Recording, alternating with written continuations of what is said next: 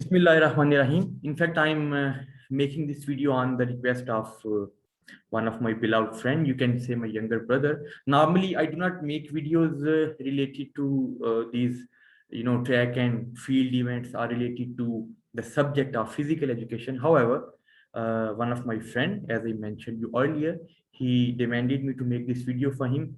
So I'm going to explain a presentation in this video, and I think it will be beneficial for him.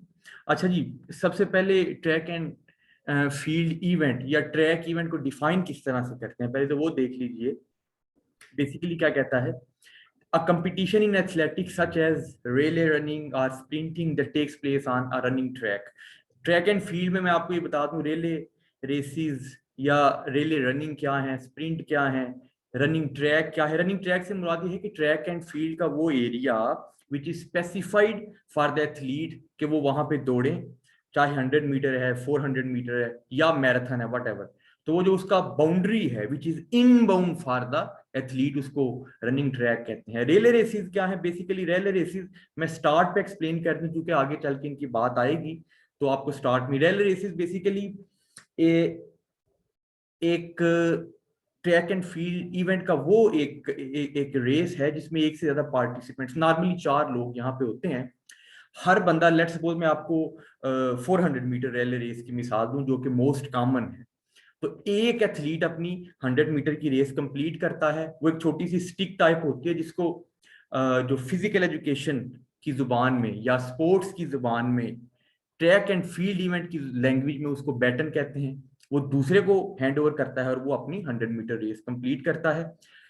Main चीज इसमें rail race में याद रखने की बात यह है कि हर एथलीट इक्वल डिस्टेंस रन करता है। इसी तरह स्प्रिंट है जो कि एक्सप्लोसिव स्ट्रेंथ के साथ जो रनिंग की जाती है। एक्सप्लोसिव स्ट्रेंथ क्या है, वो स्ट्रेंथ जब आपको फौरी तौर पे स्प्रिंट करना हो तो आपकी जो कैपेसिटी है फौरी तौर पे मसल्स रिप्रोड्यूस करते हैं, स्ट्रेंथ को एक्सप्लोसिव स्ट्रेंथ कहलाती है। आगे चल के चीजें आएंगी, मैं आपको शॉर्टली अब कोशिश करूंगा कि आगे हर एक स्लाइड को बयान करता जाऊं। अच्छा जी, आगे हम चलते हैं। नंबर 2 पे आपके सामने ये कुछ इवेंट्स दे रहा है, मैं विंडो थोड़ी सी कर लूं। सबसे पहले उसने देखे जी स्प्रिंट्स दी हैं, मिनिमम 60 मीटर। अमूमन जो इंटरनेशनल इवेंट्स हैं उनमें ये नॉर्मली कम या नहीं होती, समटाइम्स इसको रखा भी जाता है इन स्पेशल ओकेजन। तो नॉर्मली ये 60 मीटर की रेस नहीं होती। 100 मीटर है, 200 मीटर, 400, ये स्प्रिंट्स में आती हैं जिसको आपने 1 गो में करना है। फिर मिडिल डिस्टेंस रेसेस हैं, 800 मीटर, 1.5 किलोमीटर, 1500 मीटर या 3 किलोमीटर, 3000 मीटर। लॉन्ग डिस्टेंस जो 5 किलोमीटर या उससे ऊपर की रेसेस हैं, ठीक है, जैसे मैराथन है, 500 मीटर है, 10,000 मीटर है या 10 किलोमीटर। इसी तरह कुछ रेसेस ट्रैक एंड फील्ड में हर्डल्स की आती हैं, 60 मीटर, 100 मीटर हर्डल, 110 मीटर की, 400 मीटर हर्डल या 3000 metre steeplechase. Steeplechase में थोड़ा सा फर्क उसमें ये आ जाता है कि स्टेपल चेस में जो हर्डल होती है उसमें से कम एक दफा एक ऐसी हर्डल है जिसको वाटर पिट जिसे कह ले, पानी भरा होता है और वो ट्रैक के साइडों पे वो उन्होंने वो लगाया होता है, एक गड़ा सा आप समझ लीजिए। स्टेपल चेज में सिर्फ ये एक फर्क होता है, बाकी ये रेले रेस या नॉर्मल रेसेस की तरह ही है, जस्ट हर्डल्स होती हैं। इसी तरह रेले रेस का मैंने आपको स्टार्ट में जैसे बता दिया, स्टेपल और रेले रेस में फर्क भी पता चल गया कि उसमें वाटर पिट को हमने या एथलीट ने जंप करके क्रॉस करना होता है। और रेले रेसेस नॉर्मली 4x100 मीटर होती है या 4x400 मीटर, जिसमें आप बैटन को एक्सचेंज करते हैं। उसके आगे स्किल्स, बेसिकली ये जो प्रेजेंटेशन है ये स्किल्स डेवलपमेंट के ऊपर है कि how can you develop your skills. देखिए जी, कुछ स्किल्स तो लाजमी चाहिए होती हैं किसी भी पार्टिसिपेट करने के लिए, किसी भी ट्रैक एंड फील्ड इवेंट में सक्सेसफुली उसको कॉप करने के लिए। पहली स्किल जैसे फर्स्ट क्या है, you need to develop fundamental strength to complete the event and be competitive. You have to be competitive and you have to build fundamental strength. सबसे पहली स्किल ये है कि क्या ट्रैक एंड फील्ड इवेंट के लिए, चाहे वो रनिंग है, चाहे वो जेवलिन थ्रो है, चाहे वो शॉर्ट पट है, वट एवर, चाहे वो हैमर थ्रो है, लॉन्ग जंप है, हाई जंप है, वट एवर, स्ट्रेंथ डेवलप करना जरूरी है। You have the fundamental strength, basic strength होनी चाहिए। You also need a sense of timing और पेसिंग। दूसरी स्किल, आपके माइंड में टाइम भी चलना चाहिए, कितने सेकंड में, 10 सेकंड में आपने कितना डिस्टेंस क्लियर करना है, 20 सेकंड में कितना डिस्टेंस क्लियर करना है। तो टाइम, स्ट्रेंथ, ये दो आपकी स्किल्स आपके अंदर होनी चाहिए, ताकि और फिर आपकी एनर्जी इफेक्टिवली तभी यूज हो सकेगी कि जब आप उसकी टाइमिंग और पेसिंग, उसकी स्पीड को आप मैनेज कर सकें। तो टाइम मैनेज करना, पेस मैनेज करना, एनर्जी को इफेक्टिवली यूटिलाइज करने के लिए बड़ा जरूरी है, ये स्किल डेवलप होनी चाहिए। फिर द एबिलिटी टू स्प्रिंट और drastically increase your speed when needed help immensely. आपके अंदर ये तीसरी एबिलिटी क्या होनी चाहिए कि आप अपनी स्पीड को बढ़ा सकें। जब आपको पता है कि 100 मीटर या 200 मीटर डिस्टेंस रह गया है, लेट सपोज 400 मीटर में, तो आपको आखिरी 100 मीटर फुल स्पीड के साथ, फुल शूट जिसको कहते हैं, उसके साथ करने की आपके अंदर एबिलिटी होनी चाहिए। फिर finally you need to maintain a form that is both conducive to running well and comfortable for your body.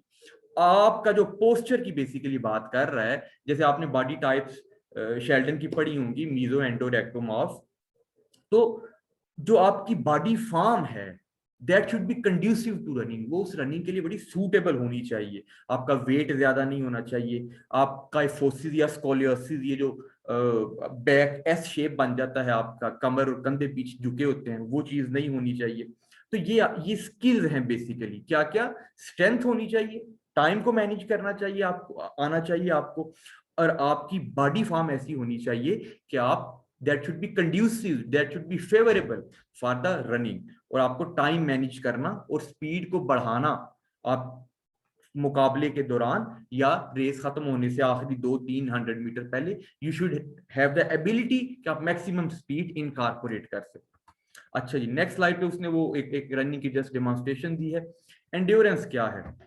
कहता है वेदर रनिंग 100 मीटर्स या 10K आई बिलीव 10K से मुराद यहाँ पे 10 किलोमीटर है, you will need to establish a base level of endurance to compete effectively। आपके अंदर इतनी एंड्योरेंस जरूर होनी चाहिए। एंड्योरेंस मीन कि आप रिपीटेडली एक एक्टिविटी परफॉर्म कर सकें सेम पेस के साथ। तो चाहे 100 मीटर रेस है, या चाहे 10 किलोमीटर, या चाहे मैराथन है, आपके अंदर फंडामेंटल बेसिक एंड्योरेंस होनी चाहिए, इतनी ज्यादा वो काबिलियत। The level of endurance required of you will vary depending on the distance of event you run। Definitely distance के हिसाब से endurance vary करती है। 100 मीटर रेस के लिए endurance और तरह की चाहिए, मैराथन के लिए endurance बड़ी लॉन्ग टर्म चाहिए। ठीक है, इसमें आपके सॉफ्ट और हार्ड मसल्स का भी बड़ा इस्तेमाल होता है। ठीक है, लॉन्ग रन के लिए डिफरेंट है, मैराथन के लिए, स्प्रिंट के लिए आपके मसल्स और टाइप के आपने डेवलप करने होते हैं। तो ये एंड्योरेंस डिफरेंट होती है डिफरेंट रेसेस के लिए। Longer event such as 1 mile, 2 mile and longer runs require endurance to simply finish the race. अगर आप में एंड्योरेंस नहीं है, आपके मसल्स उस चीज को, एंड्योरेंस को बियर नहीं कर पाते उतनी, या एंड्योरेंस इतनी डेवलप नहीं कर पाते, तो आप लॉन्ग रेसेस में कामयाब नहीं होंगे। तो ये एक आपके अंदर, you should have the ability to develop endurance in your muscle to cope with the long run races. तो आगे आपको उसके बाद स्प्रिंट क्या है? It is important to moving up the ranks in competitive races and finishing strong. Sprinting ये ability है कि आप मूविंग अप द रैंक्स का मुराद ये है कि आप अपनी गेम में एक्सेल करें, अपनी रेस में एक्सेल करें, अपनी पोजीशन में ऊपर आए। ठीक है, और फिनिशिंग स्ट्रांग का मतलब है कि गुड फिनिश। ये नहीं कि आप 60 सेकंड में, आपको अगर 100 मीटर कहा, 200 मीटर कहा गया है रनिंग करने के लिए, तो आप 100 मीटर, तो 60 सेकंड में लोग 400 100 मीटर से भी ज्यादा कर जाते हैं। तो यू शुड प्रैक्टिस स्प्रिंटिंग। आप पहले, वो क्या कहता है, sprint is important to moving up the ranks in competitive races. आप अपने रैंक को हाई करने के लिए, अपनी पोजीशन को बेहतर करने के लिए स्प्रिंट करने की एबिलिटी होनी चाहिए। और अच्छे फिनिशिंग के लिए, अच्छे फिनिशिंग से मुराद ये है कि आप फर्स्ट सेकंड पोजीशन में आए, means sprinting is very important for your good finish.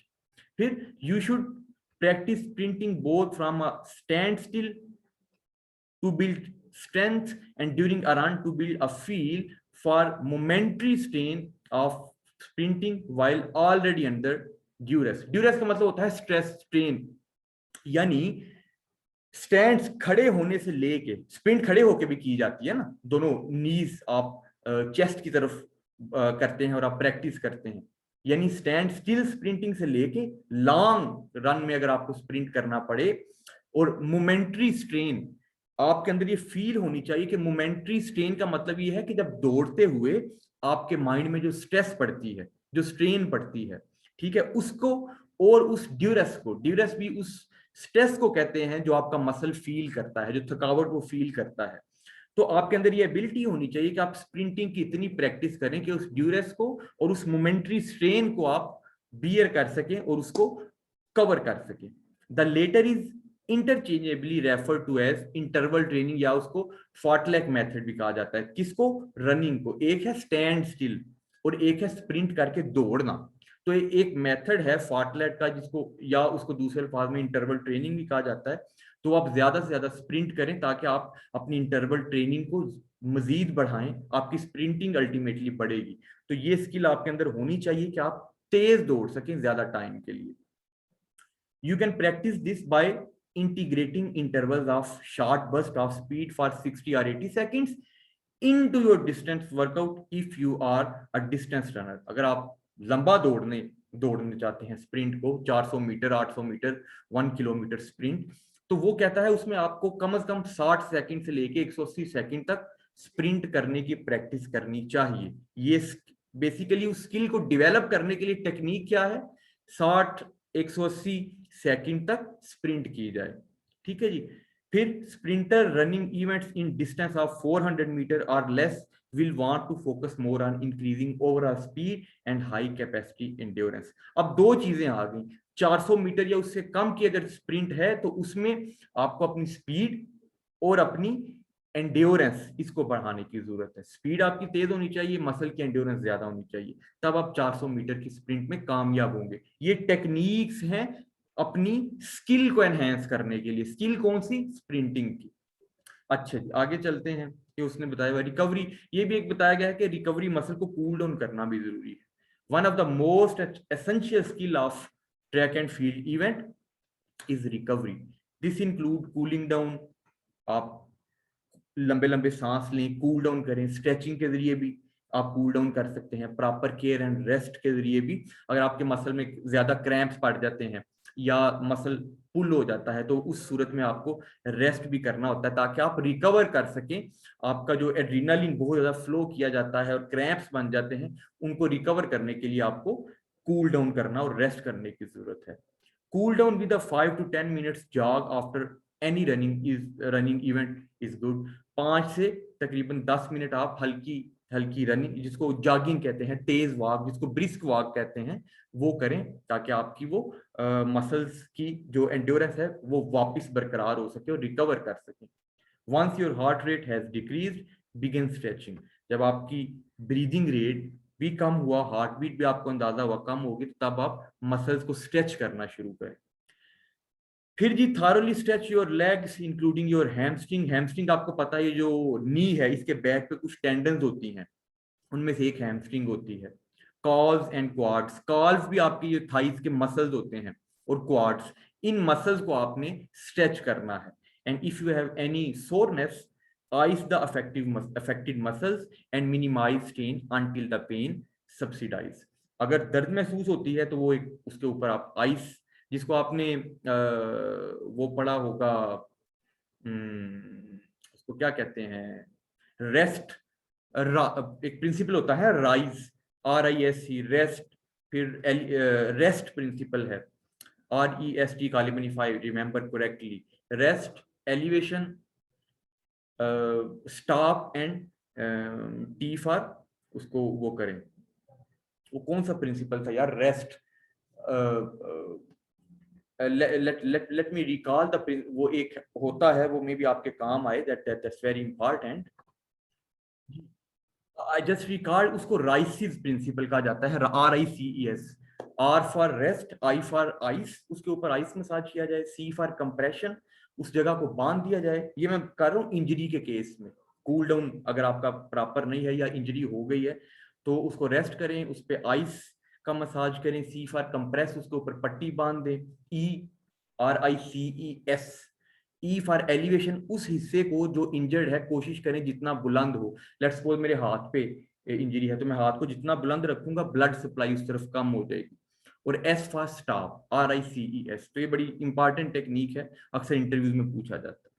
तो कहता है थारोली स्ट्रेच योर, आप अपने हैमस्ट्रिंग, काल्व्स और क्वाड्स मसल्स को स्ट्रेच करें। If you have any soreness, ice the affected muscles and minimise strain until the pain subsidises. और आप उसके ऊपर आइस मलते रहें, कब तक? जब तक पेन सब्सिडाइज हो जाए, आपकी कम हो जाए या खत्म हो जाए। Finally, every serious training or competition regime should include at least 1 day off for the rest. एक वो वैसे एक जनरल बात कर रहे हैं कि किसी भी कंपटीशन में ट्रेनिंग और कंपटीशन डे के बाद कम से कम एक दिन का आपको रेस्ट या वक्फा या ऑफ होना चाहिए। अच्छा जी, आगे वो बेसिकली वो कूल डाउन होते हुए दिखा रहे हैं। फिर टेस्ट ऑफ एंड्योरेंस इवेंट्स, कहता है the endurance events range from the middle distance 800 से 1500 मीटर, ये almost these are the middle distance events हैं, मिडल डिस्टेंस की रेसेस हैं, to longer distance such as steeplechase. Steeplechase का जैसे मैंने आपको बताया स्टार्ट में, या 5000 मीटर, 5 किलोमीटर या 1 किलोमीटर या मैराथन या वॉकिंग इवेंट्स में बहुत ज्यादा चला जाता है। तो उसमें एंड्योरेंस आपकी टेस्ट हो रही होती है basically. Endurance capacity is important for all these and the choice of test for testing this capacity is large.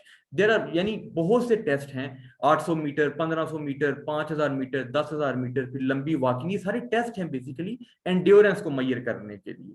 The test should be running based test and ideally a treadmill VO2 maximum test. ये basically दो test के names हैं। कौन सा है? एक है running based test, ठीक है, जैसे मैंने ऊपर 800 1500 मीटर, और आइडियल कौन सा है? ये VO2 मैक्स टेस्ट। बेसिकली ये क्या है? लंग कैपेसिटी को बयान करता है। मैक्सिमम VO2 का मैक्स का मतलब है कि मैक्सिमम ऑक्सीजन जो आप अपने लंग्स के अंदर लेके जा सकते हैं, तो इसमें लंबे लंबे सांस लिए जाते हैं। ये दोनों टेस्ट हैं एंड्योरेंस के लिए। This is sometimes difficult to get done, so alternatives include 1.6 kilometer run or other run test and the popular beep test. See that? Okay. ये बेसिकली कह रहा है कि अगर ट्रेडमिल के ऊपर वो अवेलेबल नहीं है या वो इंस्ट्रूमेंट मौजूद नहीं है जो आपका VO2 मैक्स टेस्ट करता है, जो मैंने आपको बताया VO2 मैक्स टेस्ट कौन सा है कि आप जब एक आपके मसल कितनी ऑक्सीजन अपने अंदर लेके जा सकते हैं और कितनी देर आप अपने लंग्स को उससे भरा हुआ रख सकते हैं, ये बेसिकली VO2 मैक्स टेस्ट है। ये अगर नहीं है तो 1.6 किलोमीटर या 800-1500 metre, there are various different set of test जो कि आप इनकॉर्पोरेट कर सकते हैं अपनी एंड्योरेंस को चेक करने के लिए।